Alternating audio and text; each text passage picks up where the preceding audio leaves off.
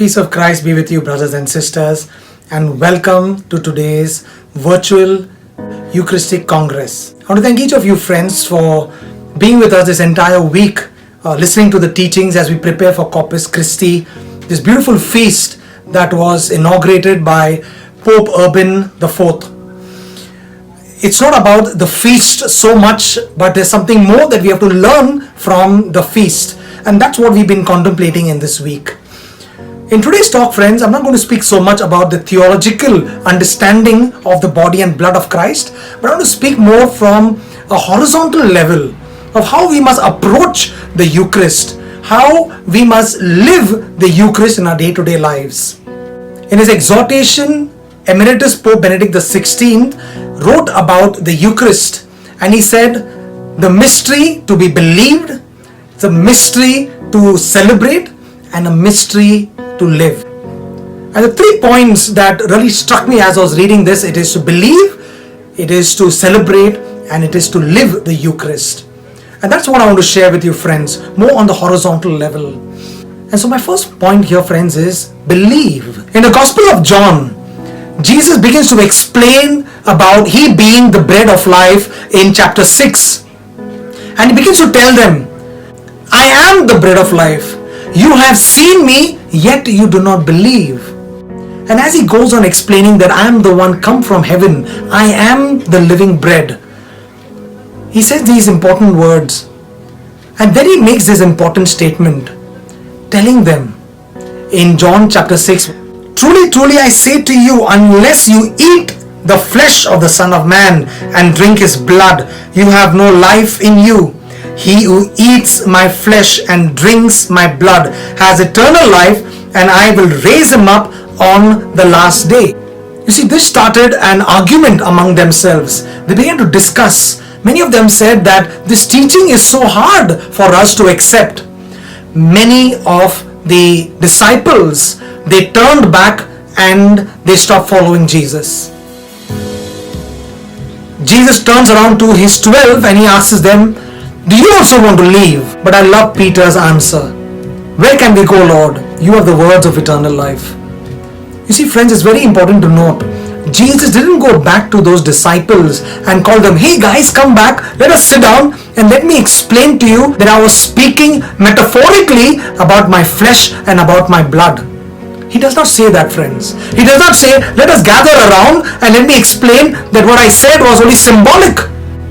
He said that this is my flesh and this is my blood. Many left Jesus because they could not believe that Jesus is the bread of life. Even in our times today, friends, it is sad that so many do not come to celebrate the Eucharist. Many do not believe in the Eucharist. It's not just about coming physically to attend the Eucharistic banqueting table, but it's to encounter Jesus in that moment of grace and mercy and to live the Eucharistic life that God is calling us. It was Urban IV who commissioned St. Thomas Aquinas to compose a Mass and an office of the Liturgy of the Hours honoring the Holy Eucharist. And there's a beautiful song that we sing before the Blessed Sacrament, let us bow in adoration. And there's a beautiful line in between what we sing. Senses cannot grasp this marvel. Only faith must serve to compensate. Our senses, our logic, our reasoning, we cannot fathom this amazing mystery of God. The living presence of God there in the Eucharist. But only faith can compensate. Jesus is real and alive in the Eucharist, my dear brothers and sisters. And that is what the Catechism of the Catholic Church tells us. In the most blessed sacrament of the Eucharist, the body and blood together with the soul and divinity of our Lord Jesus Christ, and therefore the whole Christ is truly, really and substantially contained. And so even the teaching of the church tells us so clearly, friends, that Jesus is present in the Eucharist in reality, and he is alive and he is present with us tangibly in the Eucharist. The scriptures tell us in Hebrews chapter 11 verse 6, and without faith it is impossible to please God, because anyone who comes to him must believe that he exists and that he rewards those who earnestly seek Him. And so we must come in faith, my dear brothers and sisters. But it is truly sad that there are so many of our Catholics who do not believe in the living presence of Jesus. We do not believe in the Eucharist. But Satanists, they all believe in the living presence of Jesus. Even when Jesus was alive here in our midst, it was the demons who recognized Jesus. Believers all around Jesus could not recognize that He is the Son of God. But the demons would recognize and they would tell Jesus, "You are the Son of the Most High Living God." We have Jesus here with us, and many of us fail to recognize Jesus in the Blessed Sacrament, in the Eucharist. But you see, Satanists, they believe in the real presence of Jesus. You know, we as a prayer group, we had gone on a pilgrimage to Europe, visiting the Marian shrines all across Europe. There's a simple, small, beautiful church called St. Stephen Church in Spain. And we heard about this Eucharistic miracle and we said, let's go and let's see that. It was tiring. We were trying to find the church in these lanes and by lanes. All were tired. Many of them were even cribbing. But as soon as we found this place and we opened the doors and we came in, there was something different about that place. And as soon as they opened the altar where the Eucharistic miracle was exposed, there was such an awe and wonder and the presence of God in that place, friends. Everybody was silent. Everybody began to bow in worship. Many of them were crying. Spontaneously, many of them got up and asked one of our priests to make a good confession. The presence of God had just come in that place, friends. It is one of the miracle places where you could go behind the sacrament. There are staircases up to the altar, and the Eucharistic miracle is kept in this box where you can touch that. It was such a holy, divine moment that we experienced in the presence of God Himself. But let me tell you the story behind that, friends. It is said that there was this woman who had gone to a Satanist, to a witch, and she asked for a potion for her husband because she doubted that her husband was having an affair. And the Satanist said that, yes, I can give you a potion, but there's something I want in return. And she said that I want a blessed host. Not just the host that is just prepared, but the one that is blessed by the priest during the Eucharist. She says, fine. She goes, she stands in the line during Mass. She receives the communion. She pretends to consume it, but she hides it in her dress. As she goes back, suddenly people realize that there is all blood oozing out from her dress. But she knew what it was. She ran home, she took that piece of flesh and blood, she opened a trunk and she threw that in the trunk and she closed the trunk. She waited for her husband. It was evening, and as soon as he came home, when he entered the house, from that trunk were rays of light that was emanating in the entire house. He was shocked and he asked the wife what happened, and she explained the entire story. They went to the parish priest and the bishop, and when they did all the experiments, they concluded that the flesh is real human flesh, the blood is real human blood, and it has all the properties and the minerals of the human body.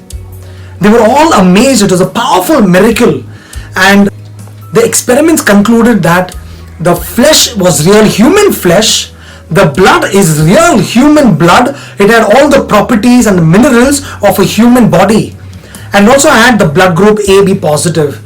And if this was matched with every other Eucharistic miracle in the world for all time, it would give us the same conclusions. This is a powerful miracle, friends. But you see, the Satanists, they believe in the real presence of God, and it is ironic that we as Christians and believers, we don't believe in the Eucharistic miracle that is there before us daily, and that the Lord wants to touch us. He wants to tangibly bless us. He's longing to come in close communion with each of us, friends. We are called to come in faith. I love this quote of Saint Padre Pio, one of my favorite saints. And this is what he says for us to grow in faith in the Eucharist. Renew your faith by attending Holy Mass. Keep your mind focused on the mystery that is unfolding before your eyes. In your mind's eye, transport yourself to Calvary and meditate on the victim who offers himself to divine justice, paying the price for your redemption. As we come before the Eucharist, friends, we must put ourselves in Calvary. We must participate in the Mass as we come together with Jesus in the holy sacrifice. And that's where we can experience the reality of God's love that is extravagantly lavished for us at the banqueting table at the Eucharistic Mass. Friends, the Lord knows that we are weak in our faith. And time again, Jesus gives us these Eucharistic miracles so that we may believe, so that we may come in faith and experience Him tangibly in our lives. There's a beautiful miracle that happened just in our generation in Argentina when Pope Francis, he was the Archbishop in that parish. It was on that day in the evening, Father Alexandro Pezzet was told by a woman parishioner that a consecrated host had been desecrated on a candle holder in the back of the church. Unable to consume the host, Father Pezzet put it into a glass of water into the tabernacle so that it may dissolve. And this was the ordinary practice for respectfully handling such a host. When he opened the tabernacle almost after a week, he saw that the host had been transformed into a piece of bloody tissue, which was much larger than the original host. When Father Pezzet informed Archbishop Bergoglio, who is now our Pope Francis, he asked him to have the host professionally photographed. And after 3 years, the tissue had not decomposed.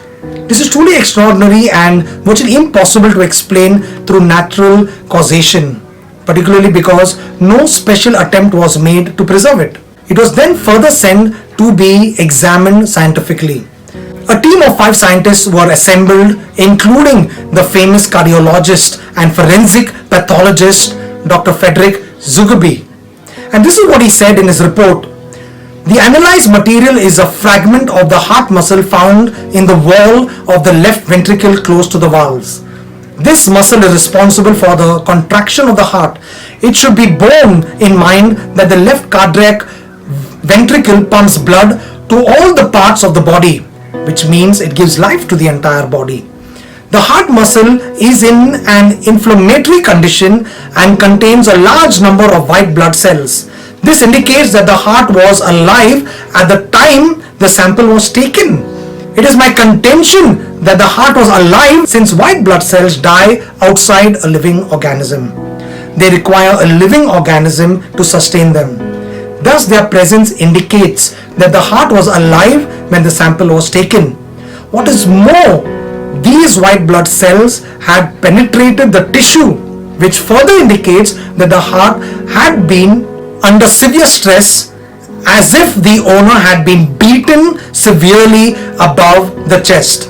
What is so remarkable about this testimony is not so much that the tissues came from the wall of the left ventricle, but that the white blood cells were present in large numbers in it, meaning the tissue was removed from the heart while still alive and pumping.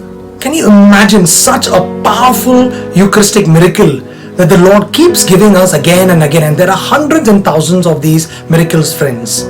Why am I sharing these 2 powerful testimonies, friends, about the Eucharistic miracles? To help us see that how Jesus is yet giving us these miracles for us to believe. And so it must be our earnest desire to seek God. If we lack faith, like if you are like me, I would cry out to the Lord, Lord, help my unbelief. And God will give you the grace. He always reveals Himself for those who seek after Him earnestly.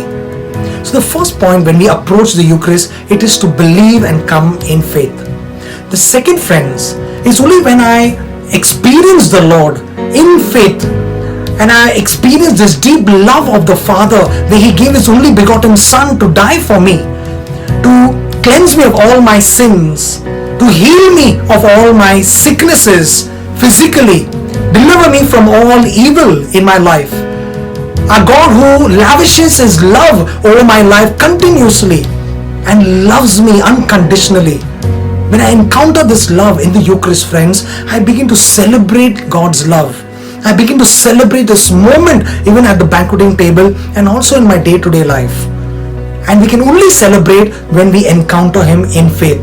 Just like a couple who is so in love with each other, as they share, as they begin to trust one another, as they begin to put their faith in each other, their love grows and they celebrate that love. We are called to celebrate this love with our Lord God as we encounter Him in the Eucharist, friends. And that leads me to the third point. As we celebrate now, friends, now it is important for us to live the Eucharist. You see, we become the Eucharist in many sense. We become the Eucharist and we are called to live out the Eucharistic life. The Eucharist must transform us from inside. And by the grace and the power and the mercy that we receive, we are called to live this Eucharistic life daily in every moment of our life, friends. What do I mean by that, friends? Just as in the Eucharist, when we come with thanksgiving before the Father, we must come with an attitude of gratitude in our daily lives. Beginning to thank God for the small things that happen in our lives. Begin to thank people around for their love, for their friendship, for the little things that they do. Have an attitude of thanksgiving. Have an attitude of always encouraging. And you'll experience, you'll become a person filled with joy and enthusiasm. Just as in the Eucharist, friends, we experience the forgiveness of God in our lives, we too must be quick to forgive. Even our enemies, especially our loved ones, we must be quick to forgive. We must be quick to be patient. We must be quick to persevere with those who probably are being difficult on us. We must forgive. Just as in the Eucharist, just as Jesus sacrifices Himself for us at the Eucharist, may we also deny ourselves and make sacrifices for others. We begin to make sacrifices for our family members. We go the extra mile and we be sensitive to the others and we reach out to them. It may cause us, it may pinch us, it may challenge us, friends, but we are called to make these sacrifices for the good of the other. That's why the Lord says, love one another as I have loved you. The greatest command, to love God with all our heart, mind and strength, and to love our neighbor. And loving our neighbor many times calls for sacrifice. Just as the Lord is so sensitive to us in the Eucharist, we are called to be sensitive with those who are marginalized and the poorest of the poor, friends. The Lord says, what you do unto the least of my brothers and sisters, you do unto me. And we are called to love Jesus, just as Jesus humbled Himself as God and became man and died for us. We who are poor in our sinfulness, we are called, friends, to be sensitive to the people around us, to have a heart of charity, to have a heart of love for the others who are marginalized, who have nothing. We are called to be the Eucharistic light. We are called to take the Eucharistic presence of God's love and His kindness and His goodness to all of them who are marginalized. And friend, lastly, we are called to spread the love and the joy of the Eucharist by witnessing to the people around us. Talk about Jesus. Tell about how much Jesus loves you and how much you love Jesus. We are called to live the Eucharistic life in boldness, friends. Let us not be timid. Let us not feel shy. But let us proclaim with great boldness. Just as Jesus was bold with His arms stretched out to die for us on the cross, may we be bold to testify of His goodness and His sacrifice for us. This beautiful reality of the living presence of Jesus in the Eucharist. Friends, I want to encourage you. Let us truly live the Eucharist. And this is in its totality. If we are only attending the Eucharist and we do not live the Eucharistic life, then we are not completely living the Eucharistic blessing that God has given us. We're called to come in faith, we're called to celebrate and to live the Eucharist, and that is in its holistic way. That is in its totality of the Eucharistic grace that God wants to give us. I want to end with this quote of Pope John Paul II. Only through the Eucharist is it possible to live the heroic virtues of Christianity. Charity, to the point of forgiving one's enemies, love for those who make us suffer, chastity in every age and situation of life, patience in suffering, and when one is shocked by the silence of God in the tragedies of history or of one's own personal existence. You must always be Eucharistic souls in order to be authentic Christians. Friends, I want to encourage you. May we truly become souls who encounter Jesus in the Eucharist, who celebrate the love of Jesus that we experience in communion with Jesus, and we take the presence of Jesus as we live the Eucharistic life. And so, friends, maybe just bow our heads as I make a prayer for all of us. Gracious and loving Father, we thank you for giving us your only begotten Son, our Lord Jesus and our Savior, to come down from heaven and to pay the price for us, for our sins. Lord Jesus, our Lord, our God, we thank you, Lord God, for your sacrifice on the cross for us. And thank you, Lord God, for this beautiful mystery that you made yourself available to us in the Eucharistic host. Lord, we ask you that we are weak, Lord God. Lord, we ask you to give us the grace and strength to have faith and believe that you are the bread of life, that you are truly present in the most holy Eucharist. Lord, we want to experience you, we want to encounter you, and we want to live with you in our day-to-day lives. Bless us, Lord. Pour out your Holy Spirit upon us, lead us and guide us, and have your way in us. Father, we make this prayer in the precious name of your Son, Jesus. Amen. Praise the Lord, brothers and sisters. I wish each and every one of you and your family members a happy feast of Corpus Christi. God bless.